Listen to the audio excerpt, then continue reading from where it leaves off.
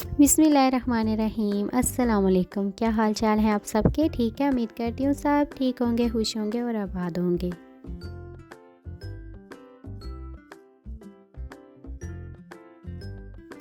अच्छा जी, मैंने आज बैंगन का भरता बनाया था। आलू डाले थे उसमें, मुझे आलू बहुत ज़्यादा पसंद है और बैंगन का भरता तो मुझे बहुत ही ज़्यादा पसंद है। तो किस किस को पसंद है वो इधर आ जाएँ कमेंट्स एरिया में और कमेंट्स करके मुझे ज़रूर बताएं।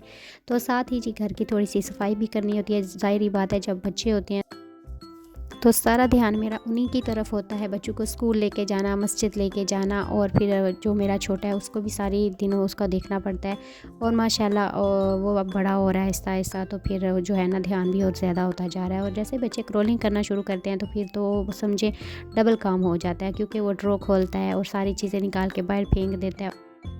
और मेरी तो यही कोशिश होती है कि जब भी मुझे टाइम मिले मैं अपने घर को टाइम दूँ, अपने बच्चों को टाइम दूँ, फैमिली को जो है ना सही तरीके से देखूँ। सफाइयाँ करने वाली हैं तो सही से तरीके से सफाई करो। और मेरी जो होती है ना किचन की, जो मुझे ज़्यादा प्रॉब्लम होती है कि इनकी वाइट टाइल्स की वजह से मुझे इनको डेली थोड़ा बहुत क्लीन करना पड़ता है। और डीप क्लीनिंग मैं हफ्ते में एक दफ़ा तो लाजमी कर देती हूँ, क्योंकि मेरे बच्चे जो है ना वो भी अब जो है ना गंदे हाथ लगा देते हैं। स्पेशली जब वो चॉकलेट्स वगैरह खाते हैं तो उनको बहुत मज़ा आता है। तो बच्चों के हवाले से मैं ये बोलूँगी, जो उनको बहुत मज़ा आता है ना दीवारों पे नक्शे बनाना और इस तरह चीज़ों को गंदे गंदे अंदाज में करना, मुझे बड़ा ये थोड़ा होता है। लेकिन मैं उनको फिर भी समझाती रहती हूँ साथ साथ कि इस तरह नहीं करना, दीवारों पे तो बिल्कुल लाइनें नहीं लगानी है। अगर आपने कुछ लिखना है, जो कुछ भी करना है, तो अपने पेपर लो, पेंसिल लो, उसके ऊपर लिखे।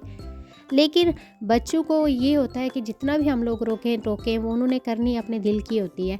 और साथ ही ये देखें जी, मैं भी जो मेरा किचन की जो टाइलों की वजह से ना मुझे इनको रोज़ चमकाना पड़ता है। और स्पेशली मेरे बाथरूम की भी टाइलें वाइट ही हैं, मुझे वो भी डेली साफ़ करना पड़ती है। मैं कहती हूँ वहाँ पे जो वाइट्स होती हैं ना वो गंदी ना हो जाए। और यहाँ पे मेरा बेबी भी रोना शुरू हो गया था। फिर मैंने कहा उसको चलो दूध बना के देती हूँ। जैसे ही मैंने उसको दूध बना के दिया तो फिर उसने कपड़े भी गंदे किए हुए थे सारे। फिर मैंने उसको बाथ दी, उसका खाना उसको दिया, फिर उसको दूध दे के फिर उसको मैंने नहलाया, ताकि मैं आराम से सारे काम जो है ना बाकी कर सकूँ। क्योंकि जब तक बेबी जागा रहता है तो मैं कोई काम सही तरीके से नहीं कर पाती हूँ। जब तक वो सोता है तो फिर मैं जो है ना उसको सुला के आराम से, तो फिर मैं खुद जो है ना बाकी सारे काम अगर मुझे करने हैं, कुकिंग करनी है, घर की सफाई करनी है, क्लीनिंग वगैरह जो भी करना है, वो फिर मैं उसको सुलाने के बाद सारे काम करती हूँ।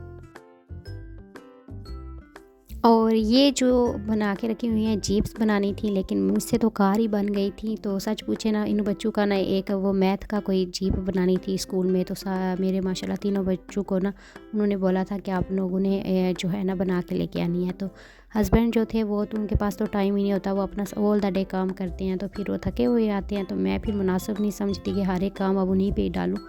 तो फिर मैंने ये सोचा था कि चलो जितना मुझसे होगा तो मैं इजीली बना लूँगी।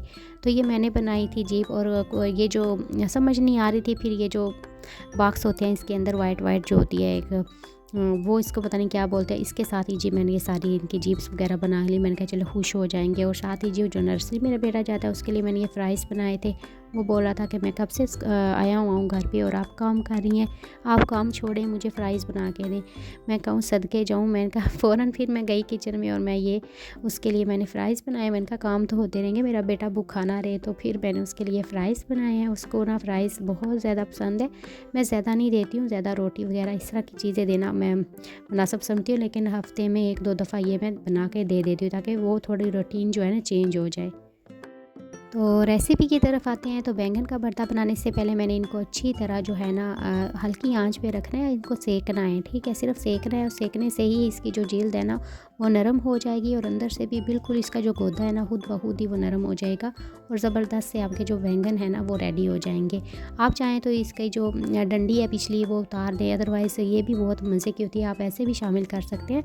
और कुछ लोग जो है ना इनका छिलका सारा ही उतार देते हैं और फेंक देते हैं। मुझे ना थोड़े थोड़े छिलके वाले भी पसंद हैं, मुझे ना अच्छा लगता है इसका छिलका भी, टेस्ट इसका बहुत ज़बरदस्त होता है। तो इसका छिलका वगैरह उतार के इसको मैंने गोदा बना के रख लिया था। फिर प्याज लिया था, उसको अच्छी तरह मैंने फ्राई करना है। और जैसे ही आप देखें फ्राई हो गया, मैंने पहले ही ऑलरेडी फ्रीज़र में टमाटोज़ रखे हुए हैं, क्योंकि मैंने आपको पहले भी बताया मेरा एक बेटा है जो फ्रिज में टमाटर छोड़ता ही नहीं है। तो मैं काट के फ्रीज़ कर देती हूँ, अदरवाइज़ तो वो फ्रीज़र से भी निकाल के खा लेता है। इतना क्रेज़ है उसको टमाटर का और वो बहुत ज़्यादा लाइक करता है। तो मैंने इसके अंदर शामिल कर दिया था। और फिर ये माशाल्लाह जैसे जैसे प्याज आपके जो होते हैं ना फ्राई, तो साथ साथ ये भी टमाटर का भी जो पानी है उसको अच्छी तरह वो नरम हो जाते हैं। तो ये सारे मसाले इसमें शामिल कर किए हैं। और उसके बाद ये आलू मैंने शामिल कर दिए हैं। आलू जो मुझे फ्रेंच फ्राइज़ जो है ना शेप में बहुत अच्छे और इसमें बहुत मज़े के लगते हैं, क्योंकि मैंने इसमें बैंगन का भरता शामिल करना है। तो इसमें आप फ्रेंच फ्राइज़ की तरह जो है ना पोटैटो काट के जो है शामिल करें, बहुत मज़े के होते हैं। और साथ ही थोड़ा सा पानी शामिल करूँगी ताकि जो आलू हैं मेरे गल जाएँ, क्योंकि भरता तो मेरा रेडी है। तो फिर वो बाद में जो मैं इसमें शामिल कर दूँगी। और यहाँ पे देख सकते हैं मैंने छिलका इसमें रखा है थोड़ा थोड़ा, तो मुझे ये बहुत मज़े का लगता है।